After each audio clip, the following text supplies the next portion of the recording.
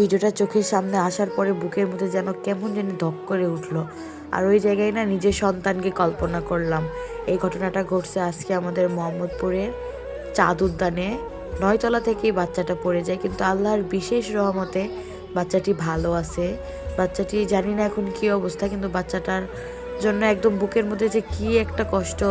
ভিডিওটা শেয়ার করলাম এই কারণে, যারা আমরা শহরে থাকি, এরকম উঁচু উঁচু ভবনে থাকি, তারা আমরা যেন আমাদের বাচ্চাদেরকে বিশেষ নজরে রাখি। কারণ এখনকার বাচ্চারা না অনেক বেশি দুষ্টু। আমি যদি আমার বাচ্চার কথাও বলি, ওকে আমি 2টা সেকেন্ড চোখের আড়াল হইলে আমার কলিজার মধ্যে কেঁপে ওঠে। কারণ এরা এতটা দুষ্টু, এদের এতটা সামলায় রাখতে হয়। চোখের পলকে এরা না অনেক বড় বড় দুর্ঘটনা ঘটায় ফেলে।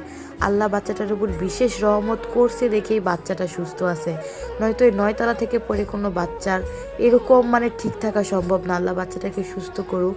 আর আমরা যারা বাবা মারা আছি, আল্লাহ আমাদেরকে অনেক বেশি ধৈর্য দেখ এইসব চঞ্চল বাচ্চাদের, যাতে আমরা অনেক ধৈর্য নিয়ে মানুষ করতে পারি।